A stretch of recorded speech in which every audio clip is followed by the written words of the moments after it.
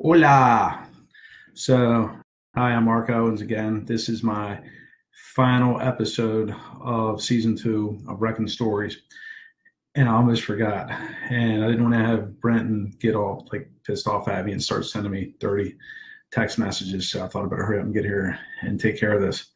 So, some of the things that I wanted to do were kind of sum up some of the things that I talked about in the past and perhaps add a little bit more content that could hopefully benefit you. So let me start way earlier in my career. If you've listened to me before, you know I've been in this business for about 15 years. Got to center myself because I'm weird like that. So when I first started, I was buying turnkey rentals. I think I showed you a video standing in front of the first one that I bought in Falls Road in Hamden. And then I bought another and another and another. And then the value of education was kind of kicked in, and ended up taking a rehabbing boot camp. It was like a 2-day course, cost $2,000. And I can honestly say that it changed my life. I took that class, and then it opened up a whole new world of investing opportunities for me. And the first property that I got under contract to do a retail rehab was in 21212, I think, up near Northern Parkway and Northern Parkway and York Road. And that was a property that had a fire. And I actually partnered up with a lady that I used to work with when I was in the IT business, and her and I did that rehab together. And once I did that, we didn't make a lot of money. I think we made like $3,000 or $4,000. But what it really did was it expanded my comfort zone like a huge amount. Where before I was afraid to buy anything if I had to get new windows, and now I'm tackled a renovation where there was a fire in the house, and having a partner helped with that, and so I'm very grateful that that happened. So then we did a few more rehabs together, and I never really made a lot of money off of them, so I'm not really good at it. But what it did do is it made it so that I was much more comfortable to buy rental properties that needed work. And so what happened was maybe a year or two into that, I found a 15-unit building. It was my first larger building. It was a 15-unit building, and it was 7 commercial spaces and 8 apartments. And the property, the 8 apartments were vacant and needed a significant amount of renovation. And the commercial spaces, I think maybe 5 or 6 of those were rented, and there was 1 or 2 that were vacant. So I ended up buying that building. I used hard money for the purchase and the renovation money. I can't remember who the lender was on that. Might have been a guy named Rex Frost, but I can't remember. It's been 12 years ago. So I got that property, and I'll never forget the morning that the renovation was supposed to start. And my carpenter, who was kind of a jerk, he showed up, and then he calls me up, and it was him and a few other guys, that was the crew. And he calls me up and he says, "Mark, I can't do this job. I'm not going to do it." And I was like, "Well, what do you mean you're not going to do it?" Because he's the only guy who had to do any work. And again, there was no meetups or hardly anything that I knew about it. I didn't have any other resources. And he said it was too big of a job. He didn't even know where to start. So I did what I do best. I figured out a way around it. So I said, "Listen, what if you just work on one apartment for me? Don't worry about the whole building. Just work on one apartment until I can find somebody else. Just do one." And he agreed. And he started working on that, and then he was almost finished, and I hadn't found anybody else. And I said, "Well, listen, why don't you just start working on the next one?" And you know how it goes. So, 6 months later, the whole building's done. Everything was renovated. I filled it up with tenants, and then I ended up refining out with First Mariner. And my hard money lender got all of his money back, and then I wound up with my first large apartment building with no money out of my pocket. And I think I was all in that building for maybe $550. It appraised at $1 million. There's no way that appraisal was right. I know that. Everybody knows that. If there's anything in this whole game that's has potential for being crooked or abuse, it's the appraisal stuff. So anyway, it appraised. I refied. My hard money lender got his money. I got long money. It was a lot cheaper. Everybody was happy. And still own that building today. I think I own it free and clear it's about 12 years. And so one day, 12 years from now, I'm going to wake up and I'm going to get a $4,100 a month pay raise because that building's going to be paid off. That's just a P&I payment every month. It's $4,100. So I'm going to get a $4,100 a month pay raise when that's done. So that was my first big building. Then I think I bought a few more houses. I can't really remember. I'm going to tell you about another one of the larger buildings because I know a lot of people are always asking me, like, well, how do you find them? What do you do? I remember, I think this might have been the next big one. I was standing in front of a building on York Road down by Cold Spring. It was 13 apartments. And it was listed really cheap, like maybe $325 for 13 units, and half the units were vacant. And I thought, man, this is like a really good deal. Like, I know this is going to be a good deal. So I called my hard money lender. So I had a different lender at this time. And as I always mentioned, like, I always go to his office and hand him the checks. And I'm standing in front of the building, and I called him up, and I was like, Jim, listen, I'm standing in front of this building on York Road, 13 units, needs some renovation. I'd like to buy it. I'd like to borrow $400 from you. Let me know what information you need, because this is a really good deal. I want to put it at an offer as soon as possible. It's not going to last. So he said, I'll call you back in 5 minutes. He called me back in 5 minutes and said, I got the money. Like, he didn't even know the address. It was just my reputation is what did it. It's like, I borrowed money. I pay him on time. Every month I hand deliver the crap. I give him status updates, let him know how good things are going. And developing that relationship enabled me to borrow $400,000 with a phone call in 5 minutes. And so I ended up doing some minor renovation, like some new kitchens and vanities and stuff, not much to half the apartments, painted them, got the rents raised in the other ones because it was really severely mismanaged, and refied out with First Mariner, paid my hard money lender back, got that building free and clear, still in that. Then maybe a year or two later, I picked up a 14 unit on Gwynns Falls. Same thing. It's 14 units vacant. Called my lender up, got the money. And I did the renovation, filled it with tenants, still own it today. Refied out. Actually, before I even refied out, I found another 18 unit building. That was a guy named Al Davis, who's a wholesaler, told me about this 18 unit up on El Dorado Avenue that was vacant and needed some renovation. So I went up and looked at it. And if you look on my Mark Owens REI coaching page, I think there's a picture of that building is the banner on the top of that Facebook page. So that was 18 units. So I just finished the 14. The tenants aren't even in it yet. I haven't even rented it out. And then I got this 18 unit coming up. And of course, it was a good deal. So I called up my lender, same lender, and I said, Jim, listen, I need to borrow some more money from you. I think I need $800,000 for this apartment building. I think I borrowed like $6 million for the other one. Something like that. The total was $1.4 million that I borrowed from him altogether. So he lent me the money. And again, I don't even think he came out to the building.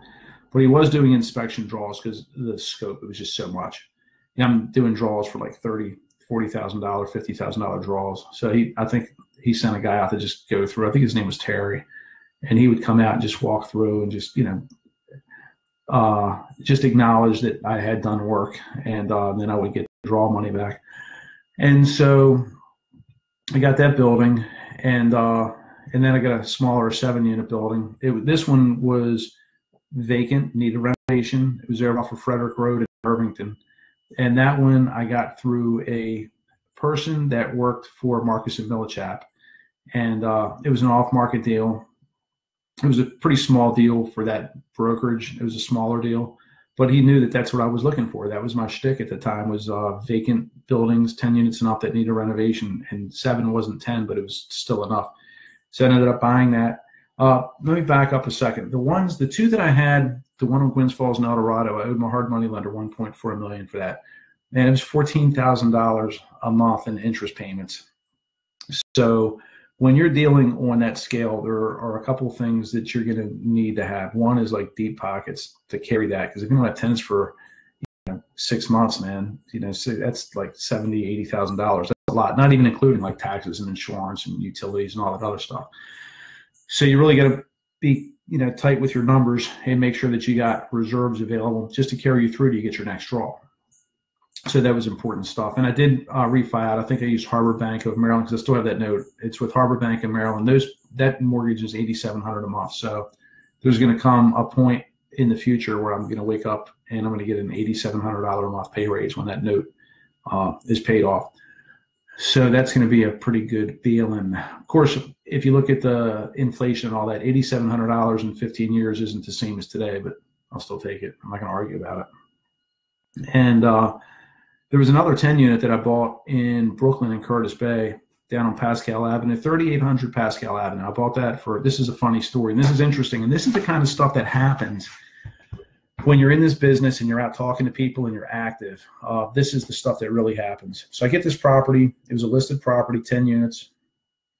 Ended up, I can't remember what I was all in for. I think it was about 400 for the purchase and the renovation. And when it was just about finished, I thought, man, I don't even like this building. I don't like this area. It's too far from my house. I'm just going to sell it. And this was close to the top of the market. And I decided to list it for $650,000, 65K unit for a vacant building. So I listed the property, and it just so happens that like a week or two into it, I get an offer, full price offer, DC investor. He's doing a 1031 exchange, and he's running out of time. He's got to spend his money. So he ended up buying this building. And of course I was happy. I made close to $200,000 on that. It's about 190 to 195, somewhere in that range. So that was actually like a life-changing event for me. And so it was kind of funny. This is the way just stuff works. So I get a call maybe a year later from a guy named Joe Orgy. That was his name. He worked for Mark Owens. He was one of their agents. And he was actually just asking me questions about the York Road building that I just purchased. He was kind of like just doing his marketing research and just trying to establish a relationship. So we're on the phone for a while. And he mentioned that he's in the process. He's trying to sell a building that I used to own. What building? What are you trying to sell? And he said, Pascal Avenue. I said, man, I just sold that to the guy a year ago. And he said he was having a real hard time, with property managers, and the building's never been more than half filled. And he was really having a bad way to go. And he asked me, if I'd like to meet for lunch sometime. So we go meet for lunch, and we're talking. And when lunch is up, he says, so would you like to buy that building back? And I laughed, and I said, sure, man, I'll give him 325. I said 325. And I sold it for $650. So that's like half price. And he laughed, and I laughed, and he laughed, and I laughed. And then he called me back a few days later, and he says, is that price still good? So I said, well, I mean, it is, but I want to go see the building. I mean, I owned it a year ago. I know the building like really well, but I mean, a lot could happen in a year. There could have been a fire. There could be all kind of stuff. So I went and looked at the building a couple of days later. It was perfect. So I said, yeah, I'll give him 325. So, again, he laughed, I laughed. And he called me back later on that day and said, would you do 350? I was like, are you serious? If I have to.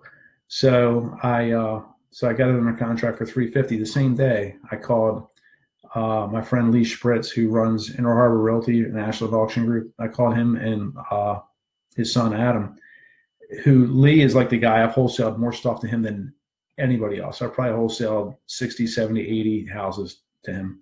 So I called him up, and I told him the story. And I said, look, man, can I I'll give it to you for 390. And so he said, okay, I'll take it. So I got a $40,000 assignment, met him, did the assignment. They ended up buying the property like a month later. So I made $40K just on the assignment on that one. And then they immediately raised the price to like $700,000, something crazy. And they sat on it for a couple of years before they were actually able to sell it. And I think when they finally did sell it, like they broke even on it, like they didn't make a lot of money off of it. But I made like 190, 195 when I renovated it and sold it. Then I made 40 on the assignment. So that's like, I'm waiting for somebody to call me up and ask me if I want to buy a building on Pascal, because I probably will. But the whole purpose of this, I'm telling you this, is just to explain that this shit really happens, but you got to be out. Like, you can't just sit there and read another book and maybe going to just one more meetup or one more read. Like, you got to be out in the field looking for deals, talking to people. Somebody calls you up that's a player, or you meet a player and you're like, they're got more experience than you do, and you get a chance to take them out to lunch, like, do it, man. You have nothing to lose, but you're going to spend $15 buying their lunch, but you got so much that you could possibly gain. And them too. I mean, this is like a huge networking opportunity for you. So you should take advantage of those things. So as far as the apartment buildings go, because people frequently ask me about those, I was actually going to do this video in front of one and I forgot. Now it's too dark. So I just wanted to kind of summarize all this stuff real quick. So with the apartment buildings, if you broke it down and did the cap rate thing, I can't tell you what the cap rate is in my buildings because I just have the basket approach. I've just got them all in one basket. But let's just say it's 8%, 9% on these buildings, maybe even 10. That's good. That's a good cap rate. But the houses are a lot better. I would think that, I haven't done the math on them, but I would think that a typical row house, the cap rate that I get on that is probably 14, 15%. So it's significantly higher. So if your goal is just to make money, then the Baltimore row houses in decent areas, and even not so decent areas, are home runs all day. The thing with the multifamilies are not that they cash flow that great. I mean, they cash flow good, but dollar per dollar, not as good as the row house goes. But I got a ton of equity from those things. So it works really well for both. I get the cash flow from the houses, the equity from the apartment buildings, and all that.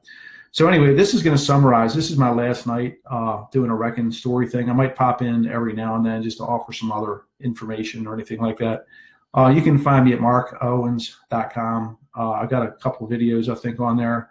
I think maybe one or two meetups or something that I did or something like that where I spoke, and you can get some more detail about stuff. We also have our Friday lunches that you're always welcome to at 2601 Wilkins Avenue.